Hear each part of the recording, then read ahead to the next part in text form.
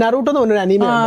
ഈ നറൂട്ടോയ്ക്കകത്ത് നറൂട്ടോയുടെ സെൻസെ കക്കാഷി ഹാറ്റൊക്കെ സെൻസേഷ ടീച്ചർ നറൂട്ടോയെ വിളിക്കുന്ന ഒരു സെന്റൻസ് ഉണ്ട്. Number 1 hyper active knuckle head ninja. Knuckle head. അപ്പൊ ഈ ഒരു വേർഡ് ഞാൻ കേട്ടപ്പോഴത്തേക്ക്, ഈ ഒരു സെന്റൻസ് കേട്ടപ്പോഴത്തേക്ക്, ഹൈപ്പർ ആക്റ്റീവ് നമുക്കറിയാം, ഹൈപ്പർ ആക്റ്റീവ് നക്കൽ ഹെഡ്, ഞാൻ ഈ വേർഡ് കേട്ടിട്ടേ ഇല്ല. അപ്പൊ ഉടനെ തന്നെ ഞാൻ ഗൂഗിളിൽ കയറി നക്കൽ ഹെഡ് അടിച്ചു നോക്കി. അതിന്റെ മീനിങ് എന്ന് വെച്ചാൽ സ്റ്റുപ്പിഡ് പേഴ്സൺ എന്നാണ് അതിന്റെ മീനിങ് വരുന്നത്. ഓക്കെ, അത് ഒരു വട്ടം. പിന്നെ എപ്പിസോഡിൽ, പിന്നെ 700 എപ്പിസോഡിൽ ഈ വേർഡ് ഉപയോഗിക്കുന്നേ ഇല്ല. ഞാൻ ഇതുവരെ സ്പോക്കൺ ഇംഗ്ലീഷ് പഠിക്കാൻ പോയി. അപ്പോൾ ആ ടൈമിൽ നമ്മൾ കുഴപ്പമില്ലാതെ നമ്മൾ സംസാരിക്കും. അപ്പോൾ ഞാൻ ഇങ്ങനെ ഒരു ഡിബേറ്റ് സെക്ഷനിൽ ഈ ഒരു വേർഡ് എന്റെ വായിൽ നിന്ന് വന്ന് ഞാൻ അവരെ ഇങ്ങനെ കളിയാക്കി വന്ന് നക്കൽ ഹെഡ്. അപ്പൊ മിസ് വെച്ച് ഇതെന്തോ മീനിങ് എന്തോ പഠിപ്പിക്കുന്ന മിസ്സിനെ. അപ്പൊ അവര് പേരുടെ നമ്മളെ ഒരു 10-15 വേർഡ്സ് ഒക്കെ കൊച്ചിൽ നമ്മളെ പഠിപ്പിക്കും, കാണാതെ പഠിക്കണം. ഈ വേർഡ് ഒന്നും എനിക്ക് ഓർമ്മയില്ല. പക്ഷെ 700 എപ്പിസോഡിൽ ഒറ്റ എപ്പിസോഡിൽ പറഞ്ഞ ഈ വേർഡ് ഇപ്പോഴും ഞാൻ ഓർക്കുന്നു. അപ്പം ഇതിന്റെ കാരണം വെച്ചാൽ വിഷ്വലി കണ്ട് പഠിക്കുന്ന എന്തും നമ്മൾ ഓർത്തിരിക്കും. അപ്പൊ വിഷ്ണു ബ്രോ ഇതുപോലെ ഇപ്പം ഡിജിറ്റൽ സ്മാർട്ട് ക്ലാസ്സിൽ ട്യൂഷൻ തുടങ്ങിയെന്ന് പറഞ്ഞപ്പോൾ എനിക്ക് ഈ വേർഡ് ഞാൻ ഓർത്ത സെന്റൻസ്. കാരണം ഞാൻ പോലും പറഞ്ഞില്ല ഈ വേർഡ് എന്റെ മൈൻഡിൽ ഉണ്ടെന്ന്. കാരണം എഴുതി പഠിച്ച 10 വേർഡ് എനിക്ക് അറിയത്തില്ല. പക്ഷെ അത് ഇതിൽ ഞാൻ ഇപ്പോഴും ഓർത്തിരിക്കും. അപ്പം സ്മാർട്ട് ക്ലാസ് ബേസിൽ ട്യൂഷനും അതുപോലെ തന്നെ ഇതൊക്കെ കേരളത്തിൽ ഇപ്പം കൊണ്ടുവന്ന് പറയുമ്പോൾ എനിക്കൊരു പെർഫെക്റ്റ് ഇന്നോവേഷൻ ആയിട്ട് എനിക്ക് തോന്നി. ഞാൻ ഇപ്പോൾ ആപ്പിൾ ബ്രോ പറഞ്ഞതിൽ കുറച്ച് കാര്യങ്ങൾ പറയട്ടെ. അതായത് ഇപ്പം ഞങ്ങളിപ്പം എന്താണ് ഡിജിറ്റൽ ക്ലാസ് റൂം സ്റ്റാർട്ട് ചെയ്തു. ഈ സെയിം കാര്യമാണ് ഞങ്ങൾ ഉദ്ദേശിച്ചിരുന്നത്. അതായത് കുട്ടികൾക്ക് ഇപ്പം ഞാൻ കഴിഞ്ഞ ഒരു എമ്പുരാൻ ഫിലിം ഞങ്ങൾ കാണാൻ പോയി. അപ്പോൾ ഞങ്ങൾ ഫ്രണ്ട്സ് എല്ലാവരും ചേർന്ന് കാണാൻ പോയിട്ട് വന്നു.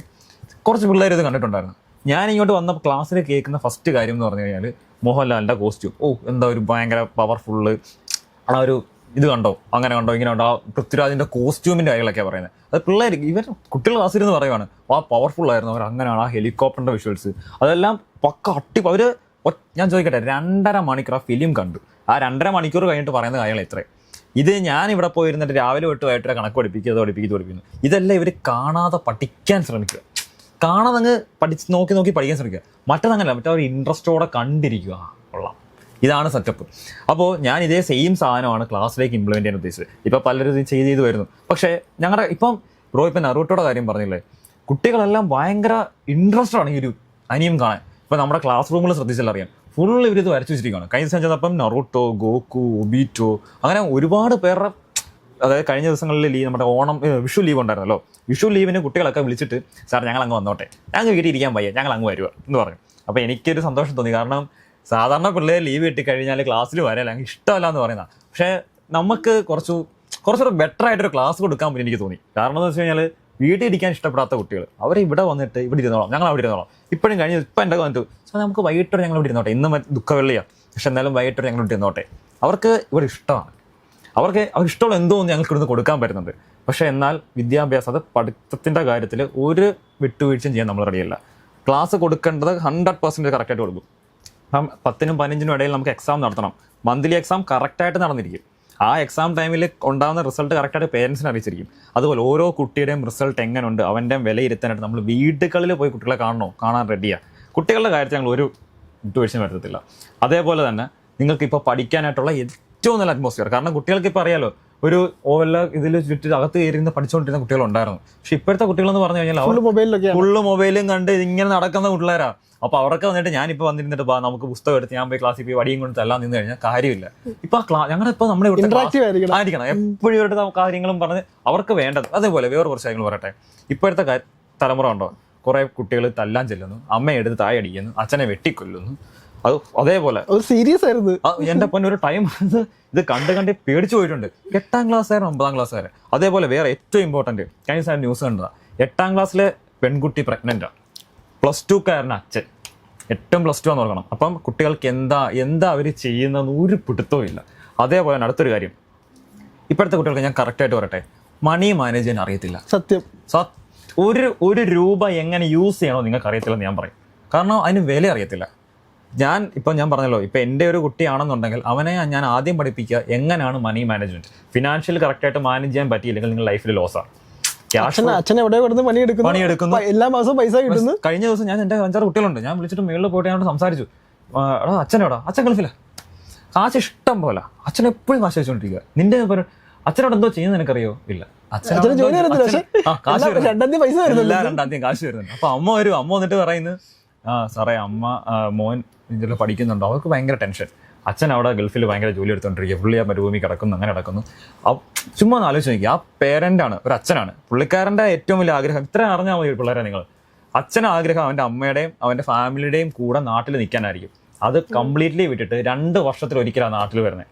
അതെന്ന് പറഞ്ഞു കഴിഞ്ഞാൽ നിങ്ങളെ കാണാൻ വേണ്ടി മാത്രം വരുന്ന 2 മാസം കഴിയുന്നു തിരിച്ചു പോകുന്നു. അപ്പോൾ അച്ഛൻ എത്ര ആഗ്രഹം ഉണ്ടാവും നിങ്ങളെ കാണാൻ. അത് വിട്ടിട്ട് അവിടെ പോയി നിന്ന് ജോലി ചെയ്ത് കാശുണ്ടാക്കി നിങ്ങൾക്ക് അയക്കുമ്പം അതിന് വലിയൊരു വാല്യൂ ഉണ്ട്. അത് നിങ്ങൾ റിട്ടേൺ കൊടുക്കേണ്ടവരും നിങ്ങളാണ്. അവരെ ഒരു 20-25 വയസ്സ് വരെ നിങ്ങൾ ഇൻവെസ്റ്റ് ചെയ്യാൻ റെഡിയാ.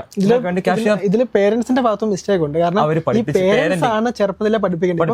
അവര് പഠിപ്പിക്കാൻ സാർ ഇപ്പൊ ഈ ഒരു ടോപ്പിക് ആഡ് ചെയ്യേണ്ടി വന്നത്. അതെ, അതും സാർ വലിയൊരു കാര്യമാണ്. കറക്റ്റ് ആയിട്ട് കാര്യമാണ്. പേരന്റിങ് എന്നുള്ളത് വലിയൊരു കാര്യമാണ്. പേരൻസ് ആണല്ലോ പിള്ളേർ ഇത് പഠിപ്പിക്കേണ്ടത്. പൈസ കിട്ടുന്നത് അച്ഛൻ എല്ലാ മാസം പൈസ കിട്ടുന്നത് ചെലവാക്കുന്നു. പിള്ളേരെ നോക്കുമ്പോഴും അത്രേ ഉള്ളൂ. നമ്മൾ ഇവിടെ നമ്മുടെ ഇൻസ്റ്റിറ്റ്യൂഷനിൽ അത് പഠിപ്പിക്കും. ഞങ്ങളെ കൊണ്ടാകുന്ന രീതി ഞങ്ങളത് പഠിപ്പിക്കും.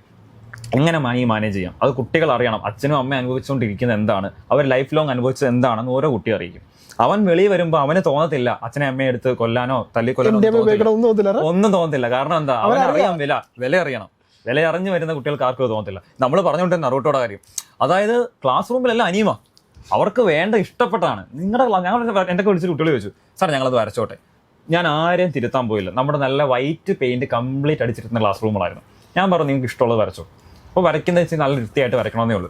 അവർ വരച്ച കൂടുതൽ പടം ഈ പറഞ്ഞ പോലെ ഒരു ക്ലാസ് ഞാൻ നോക്കിയപ്പം മെസ്സി, റൊണാൾഡോ, അതിൻ്റെ ബാക്കി ചുറ്റിനും നിൽക്കുന്ന നറൂട്ടോ, ഈ പറഞ്ഞ പോലെ ഒബീറ്റോ, അങ്ങനെ കുറേ ക്യാരക്ടേഴ്സ് അവരിങ്ങനെ വരച്ചു വെച്ചിരിക്കുകയാണ്.